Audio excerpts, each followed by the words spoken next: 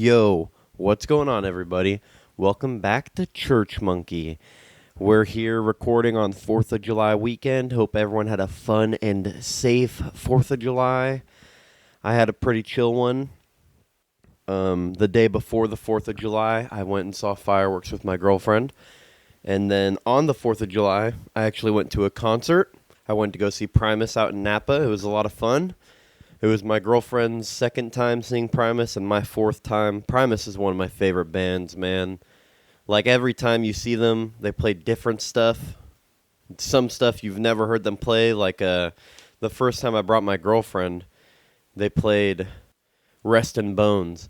And I looked it up after, and it was the first time they'd played it in, like, 27 years or something crazy. Or 17 years. I'm probably wrong about that, but I just love Primus, man. You never know how long a song's going to be. You never know how it's going to end or what song they're going to throw in there.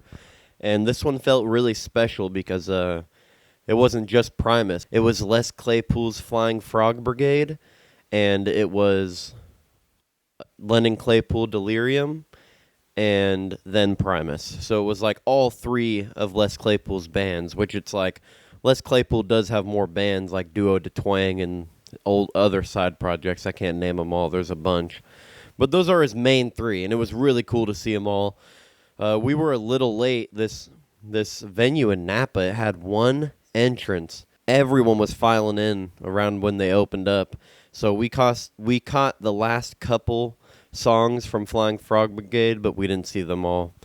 I've seen the Flying Frog Brigade before, and they're really good. I saw them I think in 2023, or no, maybe 2024, 2 years ago now, and they played Dee's Diner. It was so cool.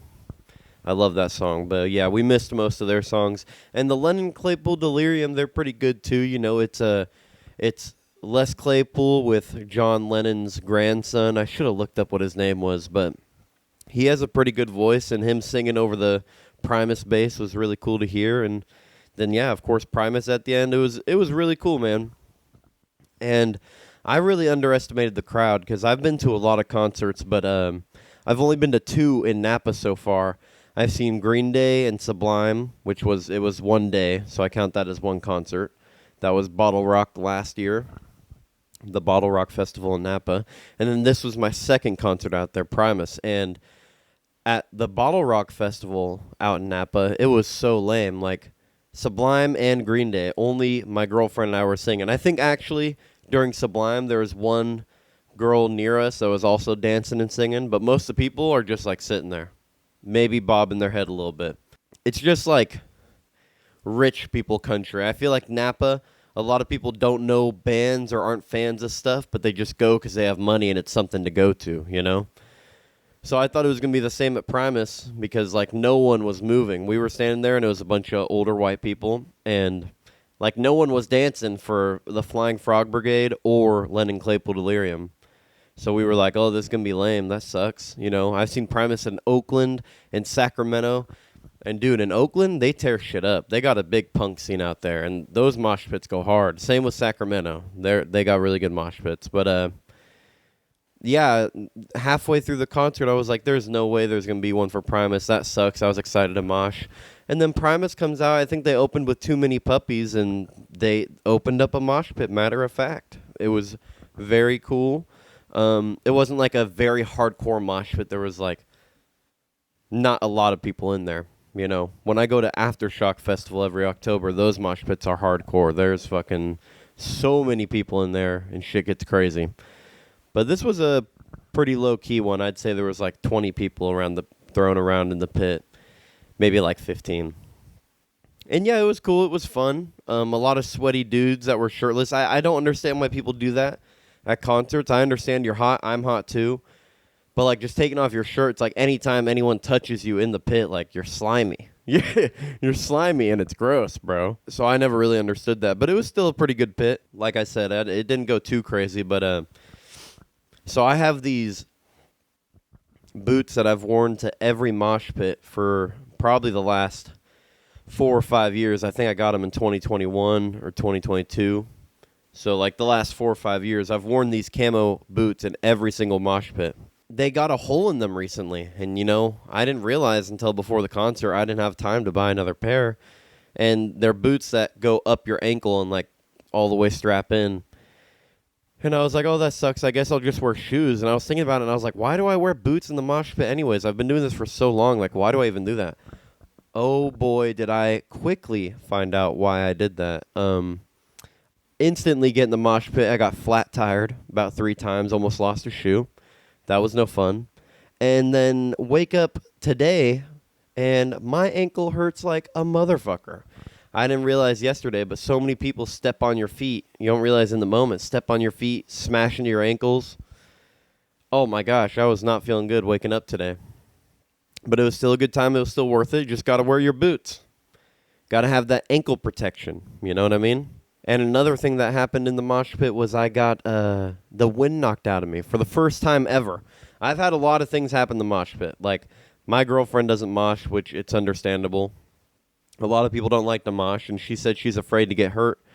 And I understand that, because you never leave a mosh pit unscathed. I always get, like, kicked in the head or kneed in the face, or, like, a crowd surfer falls on me, or, like, something always happens to where I hurt the next day. But it's just worth it to, like, let out my emotions and be able to throw people around and not get in trouble, push people to the ground. It's awesome.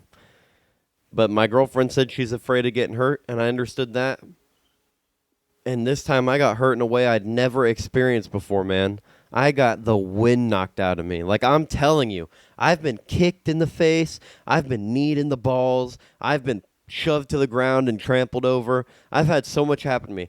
But this dude was looking at me, all of a sudden just put out his shoulder, ran straight into my chest. Bro, I couldn't breathe for like a full minute. It was bad. I had to get out of the mosh pit and stand there and act like I wasn't freaking out, just going, act like I'm not panicking because I can't breathe. I haven't gotten the wind knocked out of me since I was in like 7th grade, dude. That was crazy. Yeah, and of course I wasn't mad at the guy or anything. Like, this is a mosh pit. I understand. You push people, you shove people. Sometimes you hit people in a way you didn't mean to. Do you know how many times I've been thrown into a girl and I feel so bad because I absolutely crush them? Like, it's awful. It's so bad. And I feel bad at the end. So I didn't get mad at him or anything. It wasn't his fault. But, like, damn, wind knocked out of you in a pit is just a different feeling. Because you're already out of breath, running in circles and pushing and shoving people. And to be out of breath and get the wind knocked out of you, it's like, damn. It really hurt. It was a painful experience. Worth it, though. I think that happened during Jerry was a race car driver, and right after they played DMV, and it was... I still got in for DMV, just had to catch my breath real quick, you know. I do definitely have to start working out. I was telling my girlfriend, like, I remember when I was 20, and I would run around in the pit, song after song after song, and then have to take a break. And now it's like I can do a song, maybe a half a song sometimes, and I got to walk around for a minute. Holy moly, I got to start working out before this next festival comes up, or I'm getting tortured in that pit, man. So it wasn't the craziest pit in the world. Like, it doesn't even compare to the Fox Theater in Oakland. Dude, I'm not sure what it is about the Fox Theater, if they just have, like, good... I don't even know what it is. I think a lot of metal bands just go there. But I've been to a lot of shows in San Francisco, Oakland, Sacramento. I've been to a lot of shows in the Bay Area. And Oakland definitely tears shit up. And that's a reason I love Primus. The last time I saw them, I was like, wow, they're playing songs I've never heard them play live, like Rest in Bones. They played a lot of songs off the Green Naugahyde album, which is one of my favorite albums. I'm pretty sure I talked about this last August when I saw them.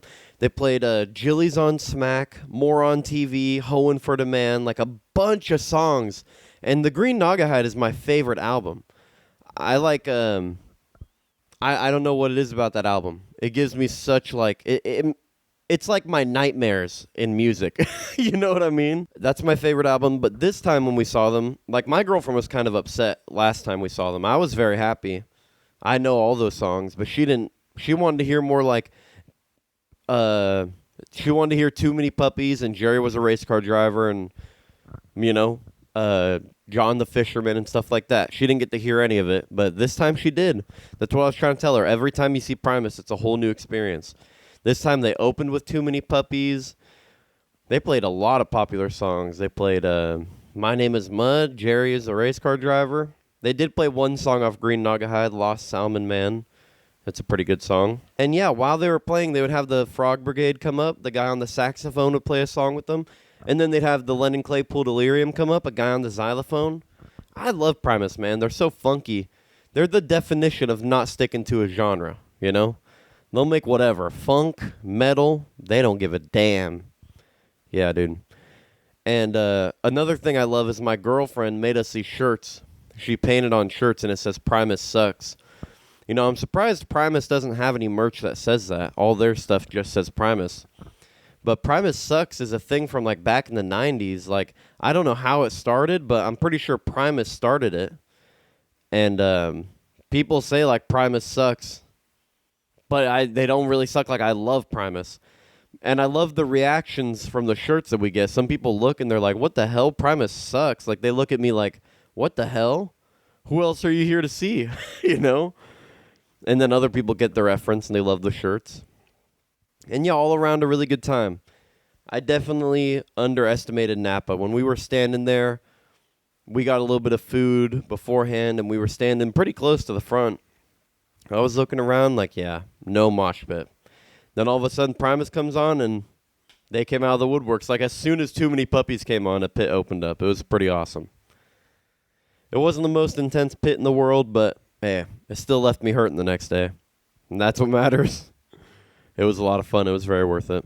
And yeah, we were really hoping they were going to light off fireworks. That's usually what they do when they play a show on the 4th of July.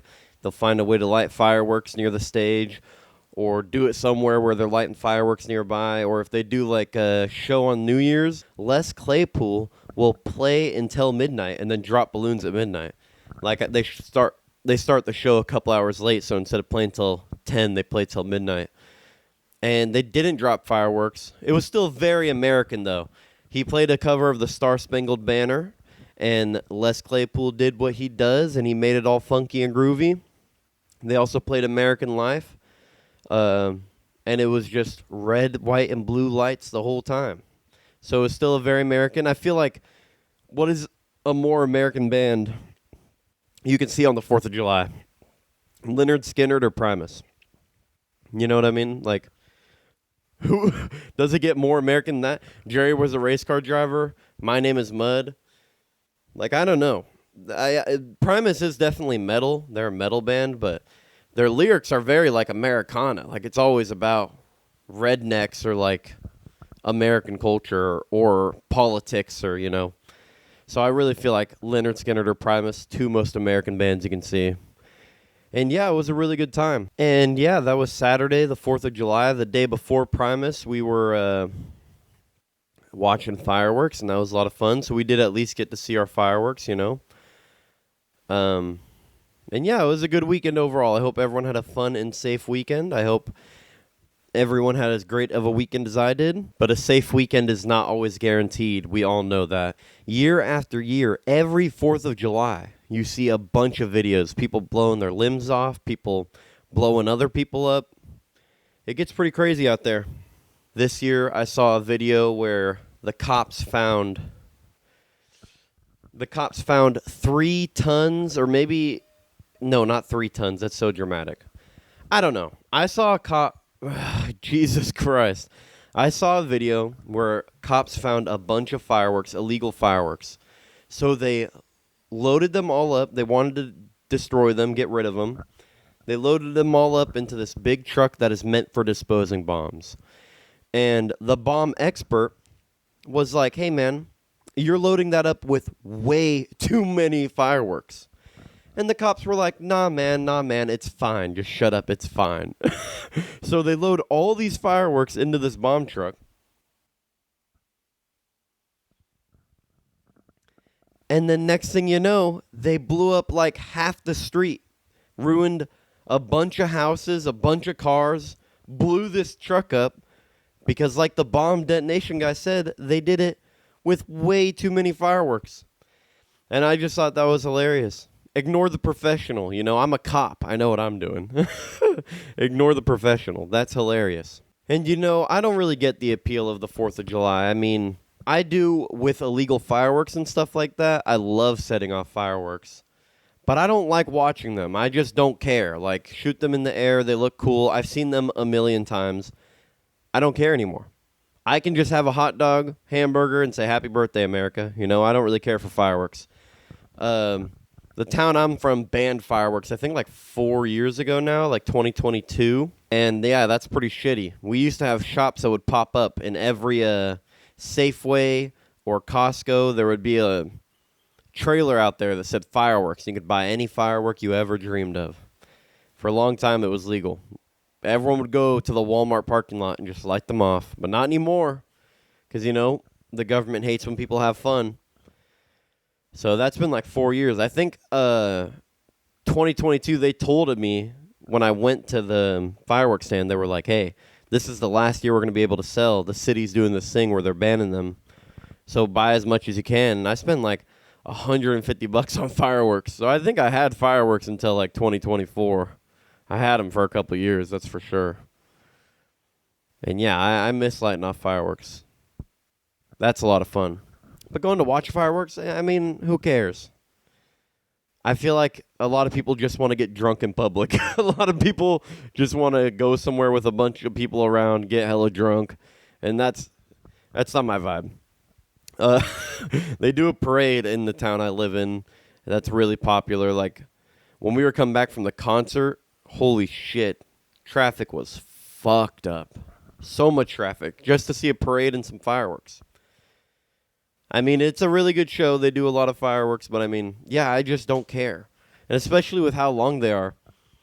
We saw fireworks the day before the 4th of July since we had the concert, and it went on for like a half hour. After 15 minutes, I'm like, Jesus Christ, man. Fuck. That's enough. How many times can I see red and green and, like, Jesus? Just, like, oh, my God. I don't know. I liked them a lot more when I was a kid, that's for sure. And I did some research because I was thinking about it, and apparently, this is crazy. I learned this. Fireworks are a tradition from year one. No joke. Declaration of Independence, signed 1776. And I looked it up. 1777, there was a spontaneous celebration in Philadelphia on July 4th where they celebrated 1 year of being free from the British. And a bunch of people all over Philadelphia just lit off fireworks. And that's still a tradition to this day. That's so crazy. I've never thought about it my whole life where that comes from. And, yeah, that's kind of crazy. The craziest part about that is I think that, like, those fireworks are so intense. Wouldn't that, like, kill a 1700s child? Like, weren't they always sickly? Weren't they fighting polio and shit? And these fireworks, these firecrackers just going off. I feel like they couldn't even eat a Cheeto Puff, but they couldn't watch fucking fireworks. That's crazy. So, yeah, that was pretty interesting. And it was a pretty fun time. It was like a half an hour long show. I don't know. It's just a long time for me. After 10 minutes, I'm like, okay, that was a lot of colors. Let's go. You know? Like I said, I don't know. I don't need an excuse to party. I party when I want to party. I party on my birthday or like Christmas when I have a lot of friends around. But the 4th of July, it's like, yeah, I'll just eat a hot dog and say happy birthday, America. Maybe go to the lake. Going to the lake's fun. Fireworks just aren't really for me, honestly.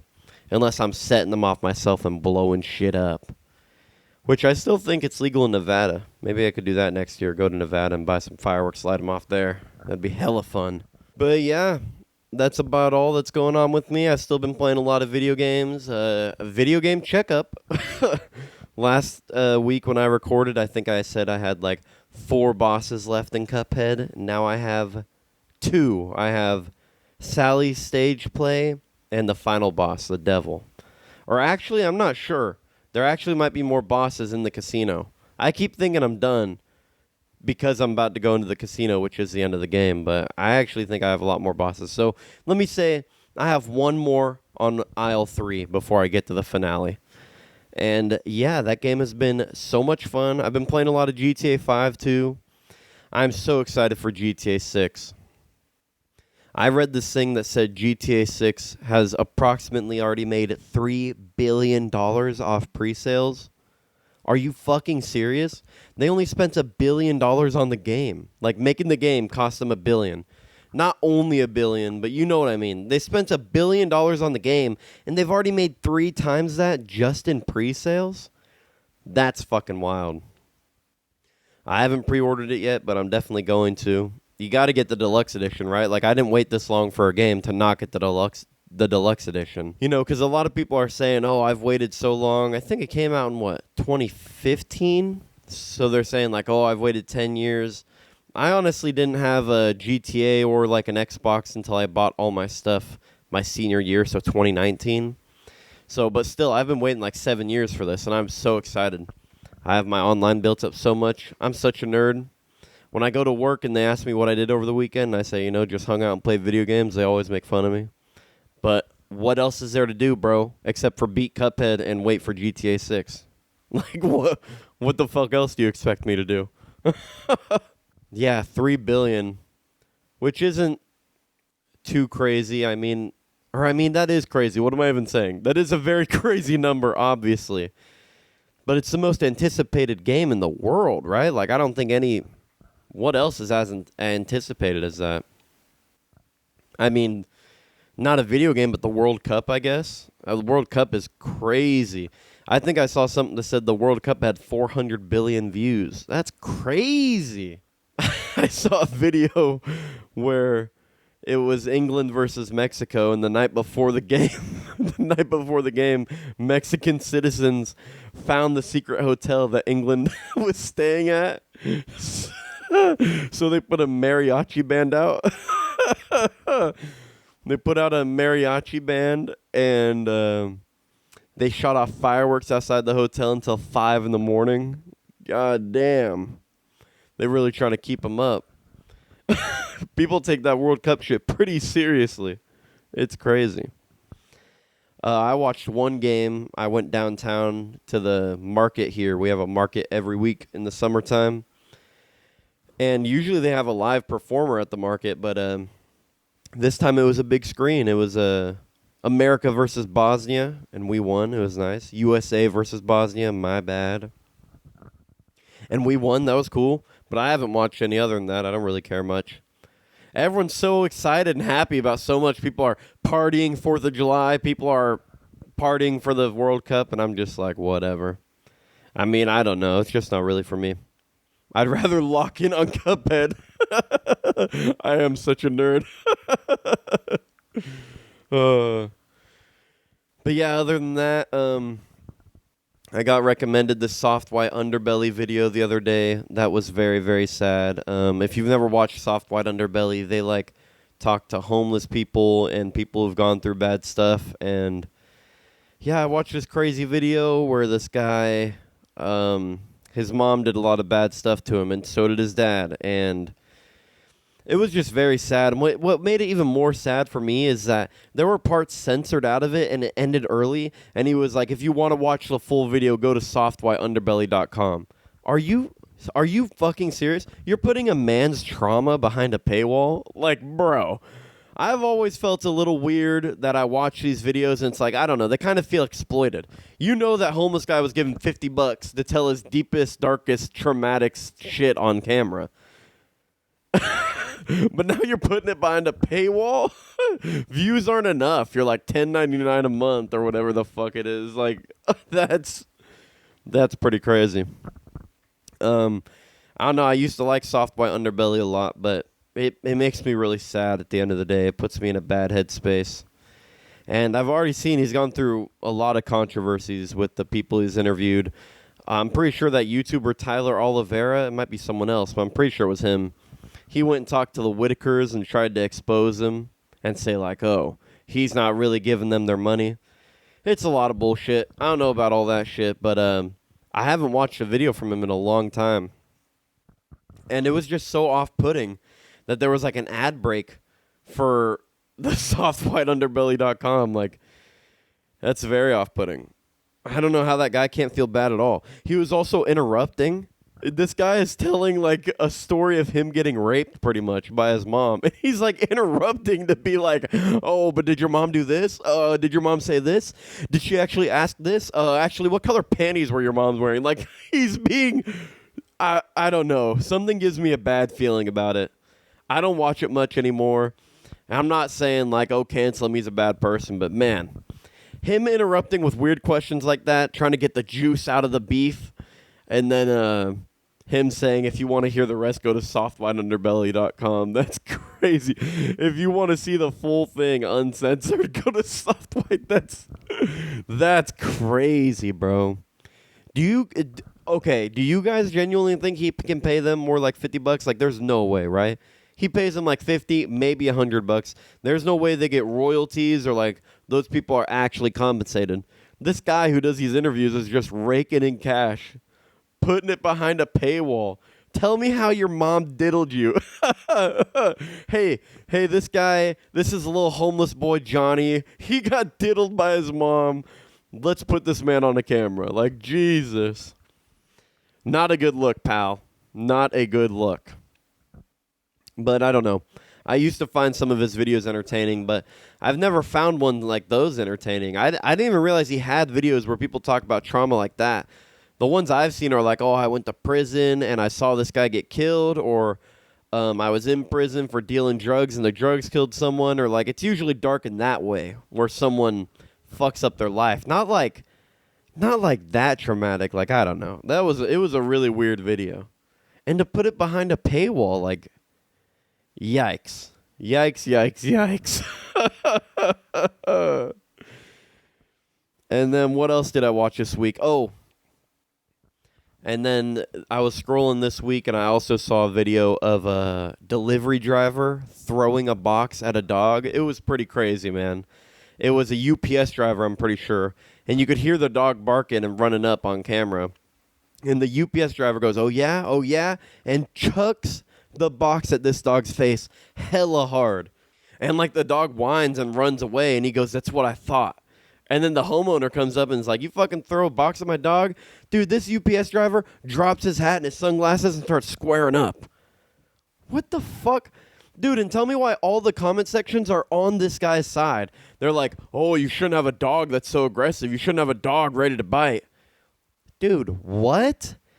What? How about you don't be such a wet, sloppy pussy, bro? How about you don't be such a soaking, dripping, wet, fat pussy? Like, seriously. I am a pool boy. I clean pools all the time. I go in people's backyards. You think they don't fucking bark at me? Get over it, dude. They're dogs. They're all bark and no bite. They're trained to alert homeowners that danger is nearby or that someone is nearby. And the fact that these comment sections were all like, oh, maybe you don't have an untrained dog off leash. The UPS driver's walking onto this guy's property. It's not like it was on the sidewalk. You can have your dog off leash on your own property all that you fucking want to. Like, if that guy is so scared of dogs that he's going to throw a box at one for barking at him, it's not even like he got close and gnarled. He just barked like a normal dog. And the fact all the comments are on his side, it's like, I don't know. I have a coworker that's scared of dogs too. He always tells me, oh, I won't clean a house if the dog's always barking. Well, I don't know. Pull up your panties, sop up your pussy, and get back to work. I don't know what to tell you. Like, I'm not scared of dogs. I know that I can fuck a dog up. If the dog bit him, latched onto him, then I'd fully understand. Smash that fucking box on him, kick him, fucking do whatever you need to. Fuck that dog if it attacks you. But if it's just barking, like, man, don't be a fucking pussy. He's a dog. It's what he's trained to do. Oh, my God.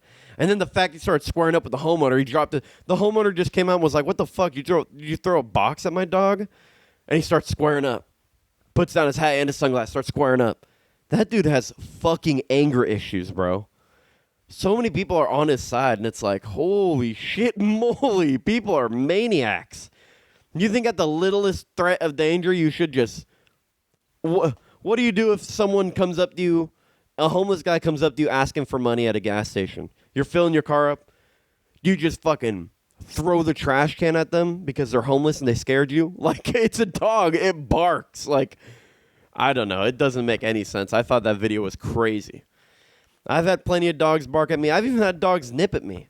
And you know what I do? I make loud noises and I flex at them. They're dogs, bro. They get scared so easily.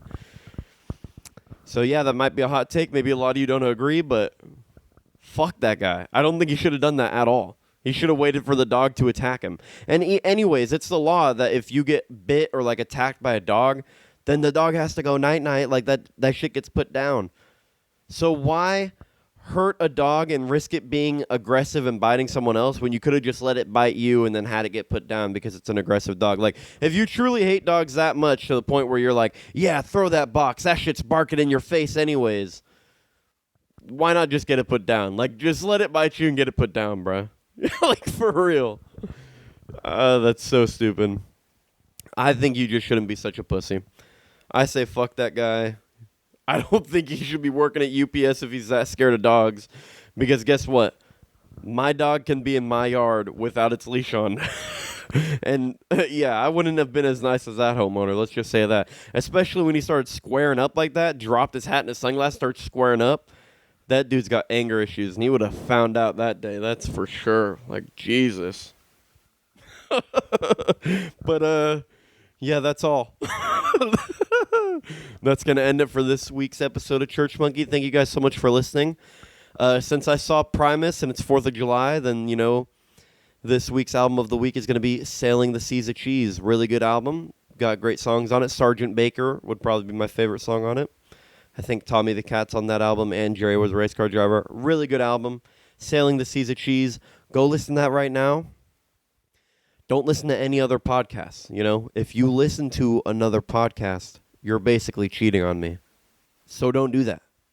Go put on Sailing the Seas of Cheese by Primus. Go listen to some music. That was your podcasting for the day. Thank you guys so much for listening.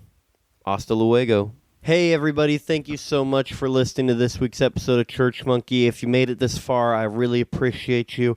If you want any exclusive content or our social medias, all that will be at churchmonkey.com. Thanks for listening.